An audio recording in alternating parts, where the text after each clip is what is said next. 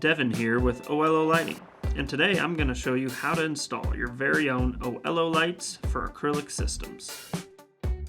Hanging and wiring the control box.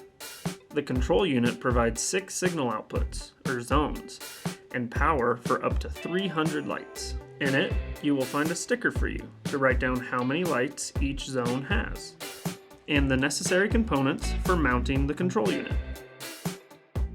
The control unit can be hung indoors or outdoors, but should be placed near an outlet and near the start of your lights. Screw the box to the wall using the provided mounting screws.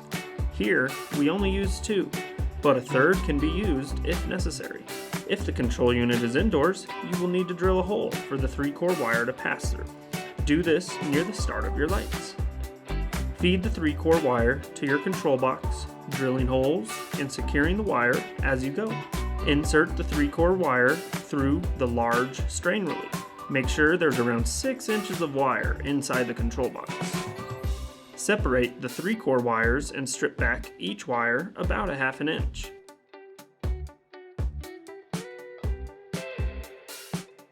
These wires are your ground, signal, and plus VCC.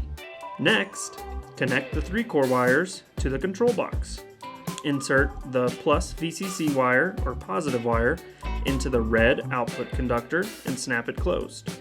Insert the ground wire into the black output conductor and snap it closed. Hold off on wiring the signal wire to the control board.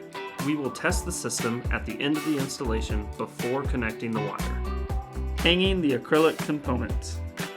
Hang the end cap back on the structure's fascia using the supplied screws.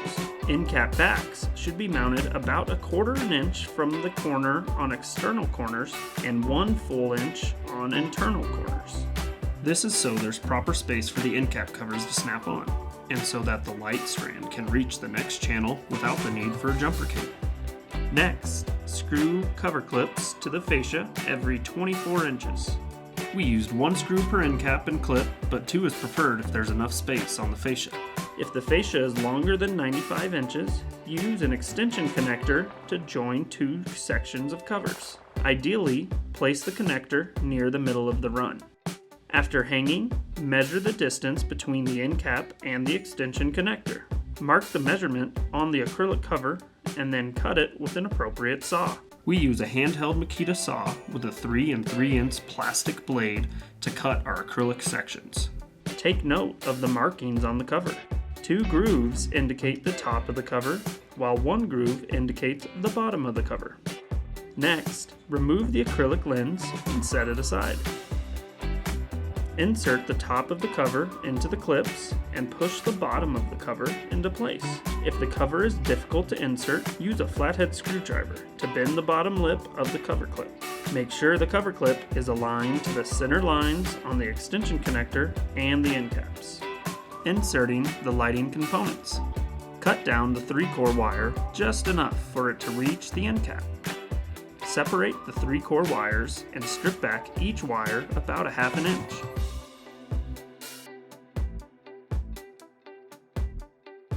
Using the supplied light clips, align the grooves, insert, and then rotate the light clips onto the lights.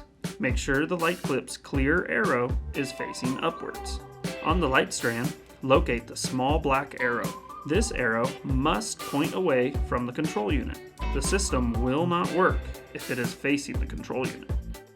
Insert the top of the light clip into the back groove of the channel. Then, push the bottom of the light clip into the bottom groove of the channel.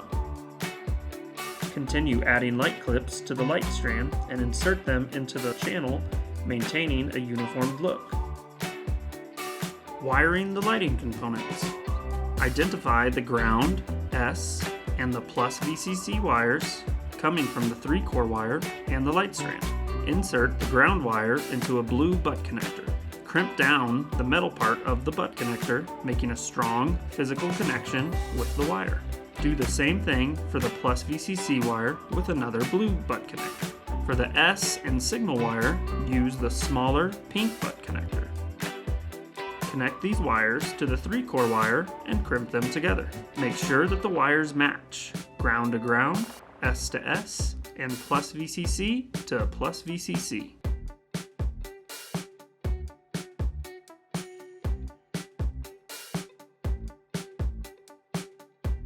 Use a butane torch or lighter to shrink the butt connectors, distributing the heat evenly.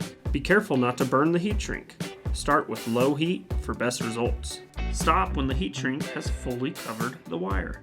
Wrap the butt connector with electrical tape for an extra layer of protection. Continue hanging the lights and repeat these same steps for connecting light strands to light strands. Again, make sure that the wires match with ground to ground, S to S, and plus VCC to plus VCC.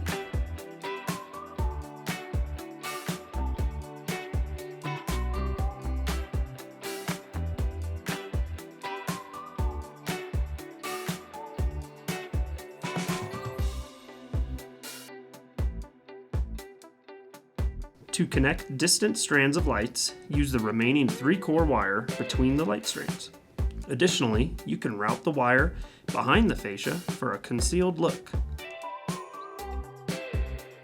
Again, make sure that the wires match with ground to ground, S to S, and plus VCC to plus VCC.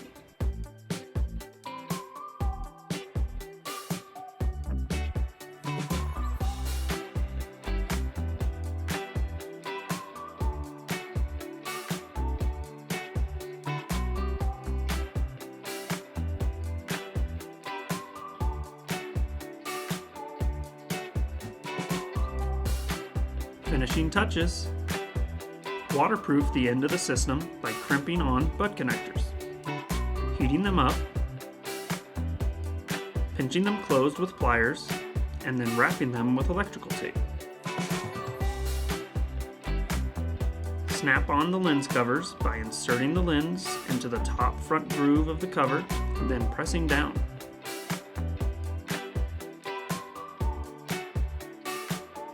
Attach end cap covers and extension covers by lining up the tabs.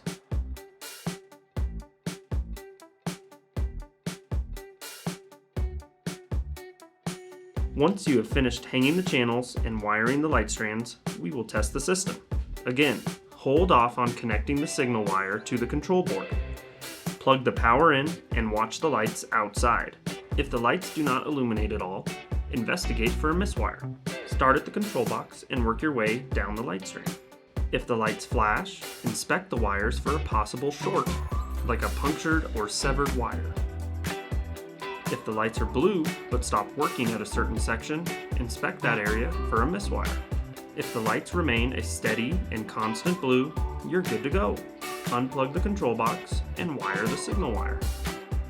Press down firmly on the button labeled number 1 on the main board, insert the wire, and release the button. Now you can plug the control box back in and watch the main board. 2 lights will turn on the main control board. The red light indicates that it is receiving power, and the blue light indicates that it is attempting to connect to Wi-Fi and is broadcasting an Oelo Wi-Fi network. So now, we're free to move on to the Oelo Evolution app manual and get your system all set up. To set up your Oelo Evolution app, download and open the app, create an account if needed, and then select the Find My Controller. You will then be prompted to choose your Wi-Fi network and enter the network's password. Once the controller is connected to your network, enter a name for your controller.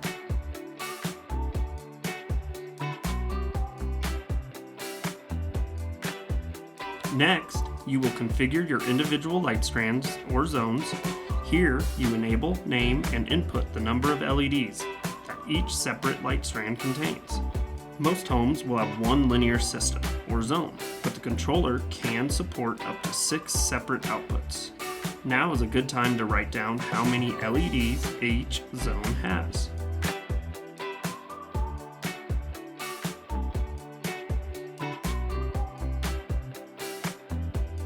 Once you have finished updating your zones, tap the Update Controller button.